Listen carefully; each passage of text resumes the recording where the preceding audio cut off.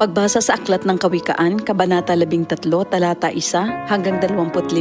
Ang anak na may unaway nakikinig sa kanyang ama, ngunit walang halaga sa palalo ang paalala sa kanya. Natatamo ng mabuti ang bunga ng kanyang kabaitan, ngunit ang ninanasan ng masama ay puro karahasan. Ang maingat magsalita ay nag-iingat sa kanyang buhay, ngunit ang taong madaldal ay nasasadlak sa kapahamakan. Ang tamad ay nangangarap ngunit hindi natutupad, ang hangarin ng masikap ay laging nagaganap. Ang taong matuwid ay namumuhi sa kasinungalingan, ngunit ang salita ng masama ay nakakahiyang pakinggan. Ang mabuti iniingatan ng kanyang katuwiran, ngunit ang masamay ipinapahamak ng likong pamumuhay. May taong nagkukunwang mayaman subalit wala naman, ngunit ang iba'y nag-aayos mahirap bagaman sila ay mayaman. Ang yaman ng isang tao ay pantubo sa kanyang buhay, ngunit sa isang mahirap, ito ay hindi nakababahala. Ang matuwid ay tulad ng maningning na ilaw, ngunit ang masama ay lamparang namamatay.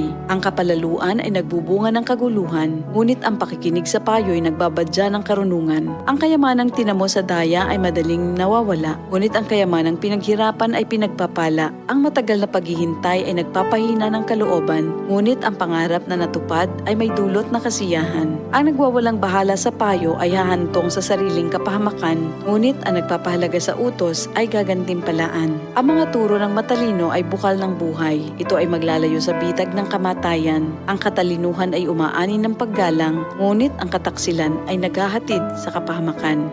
Ang katalinuhan ng isang tao ay nakikita sa kanyang gawa. Sa kilos ay nakikilala ang taong walang unawa. Ang masamang tagapagbalita ay lumilikha ng kaguluhan, ngunit ang mabuting tagapamagitan ay lumulutas ng alitan. Kahihiyan ng kasasadlakan ng hindi nakikinig sa saway, ngunit ang tumatanggap ng payo ay mag-aani ng karangalan. Ang pangarap na natupad ay may dulot na ligaya, ngunit ayaw iwan ng masama ang kasamaan niya. Ang nakikisama sa may unawa ay magiging matalino, ngunit ang kasama ng mangmang ay masusuong sa gulo. Ang hinaharap ng masama ay kahirapan sa buhay, ngunit sagana ang pagpapalang sa matuwid ay naghihintay. Ang matuwid ay nag-iiwan ng pamana hanggang sa kaapu-apuhan, at sa matuwid na uuwi ang naipon ng isang makasalanan. Ang bukid ng mahihirap may pangakong kasaganaan, ngunit ito'y nasasayang dahil sa kawalan ng katarungan. Mapagmahal na magulang, anak ay dinidisiplina. Anak na di napapalo, di mahal ng magulang.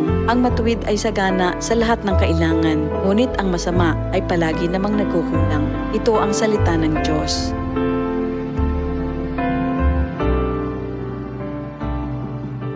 DCXL 55